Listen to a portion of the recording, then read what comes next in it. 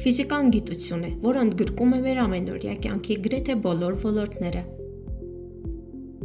Հոսանքակիր հաղորդիչ բռնելը խիստ վտանգավոր է, ինչպես չոր, այնպես էլ խոնավ ձեռքով։ Այնուամենայնիվ, խոնավ ձեռքով բռնելն ավելի վտանգավոր է, քանի որ ջուրը էլեկտրականության լավ հաղորդիչ է։ Խոնավ մաշկ ունի ավելի ցածր էլեկտրադիմադրություն, քան չոր մաշկը։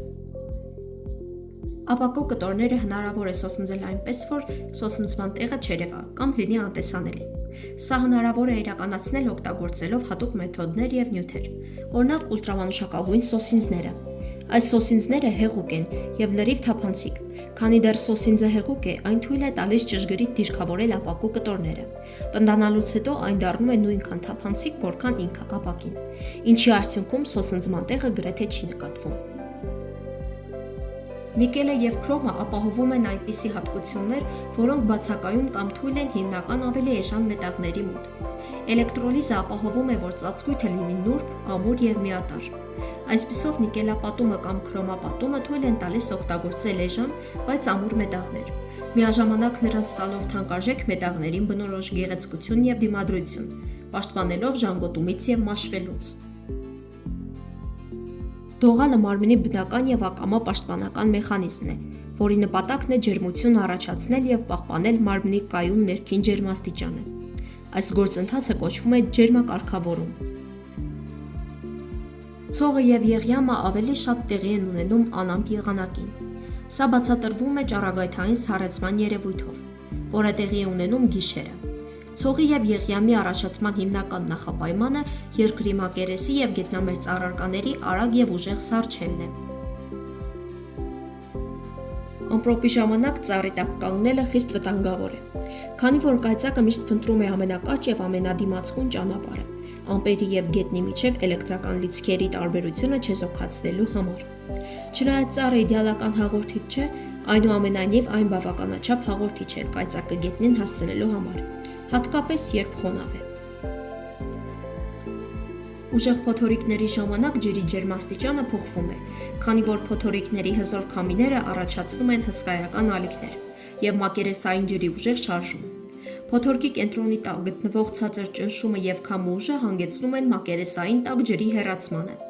Փոթորկի կողմից առաջացրած ուժեղ քամիներն ու ցածր ճնշումը նպաստում են ջրի տակ ակտիվ գոլորշիացմանը օվկիանոսի մակերեսից, ինչը պահանջում է ջերմություն և նպաստում մակերեսի սառեցմանը։ Ամպերը սովորաբար ավելի ցածր են լինում ձմռանը։ Ձմռանը մթնոլորտի ստորին հատվածի ջերմաստիճանը ավելի ցածր է, քան ամռանը։ Ամպերը ձևավորվում են, երբ օդը հասնում է ցողի կետին։ Քանի որ ձմռանը ջերմաստիճանը ի սկզբանե ավելի ցածր է, անհրաժեշտ է ավելի քիչ բարձրանալ, որպեսզի օդը սառչի և հասնի ցողի կետին։ Լուսնի վրա երևացող բծերին աստղագետներն անվանել են ծովեր։ Միլիարդավոր տարիներ առաջ լուսնի ձևավորումից հետո նրա վրա ընկել են բազմաթիվ մեծ աստղակերպեր և երկնաքարեր,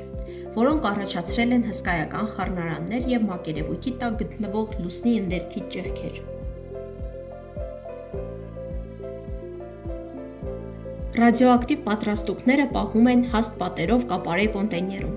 որովհետև ռադիոակտիվ նյութերը արձակում են տարբեր տեսակի իոնացնող ճառագայթումներ։ Կապարը ընտրվում է որպես պաշտպանիչ նյութ, վահան, քանի որ ունի բարձր խտություն, ինչը նշանակում է, որ այն շատ ատոմներ է պարունակում փոքր ծավալում։ Երբ դահուկորդները ցանկանում են զարգացնել առավելագույն արագություն, նրանք ընդունում են կծկված դիրք, կքանստելով և ձեռքերը մարմնի մոտ պահելով։ Կծկված դիրքը թույլ է տալիս դահուկորդին նվազեցնել ընդհանուր դիմադրությունը, թույլ տալով, որ ձգողականության ուժը ավելի արդյունավետորեն մեծացնի արագությունը։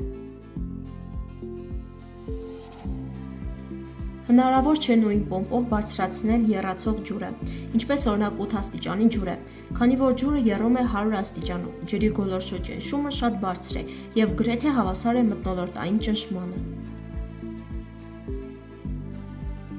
Առվակի կարկաչյունը հիմնականում պայմանավորված է ջրի շարժումով և նրա փոխազդեցությամբ շրջակա միջավայրի հետ։ Կարկաչյունը ջրի և օդի միջև տեղի ունեցող մանր արագ բախումների և պղպջակների պայթյունների ձայնային էֆեկտն է, որը ուժեղանում է առվակի անհարթ ճանապարհի շնորհիվ։ Մեքենան ավելի մեծ հզորություն է զարգացնում արագացումով շարժվելիս, քան թե հավասարաչափ շարժման ժամանակ։ Քանի որ հավասարաչափ շարժվող մեքենայի շարժիչի ուժը ծախսվում է միայն դիմադրության ուժերը հաղթահարելու վրա,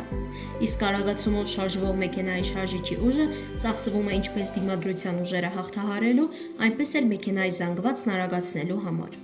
Քանի որ արագացման դեպքում ընդհանուր ուժը ավելի մեծ է, հզորությունը նույնպես ավելի մեծ է։ Քրտնած վիճակում մարդկանց խորհուրդ չի տրվում դուրս գալ սառը օդին, քանի որ դա կհանգեցնի մարմնի ջերմաստիճանի կտրուկ կորստի և հիպերթերմիայի ռիսկի։ Սառը և չոր օդը արագացնում է քրտինքի գոլորշիացումը մաշկի մակերեսից։ Գոլորշիացումը մարմնից դուրս է բերում մեծ քանակությամբ ջերմություն։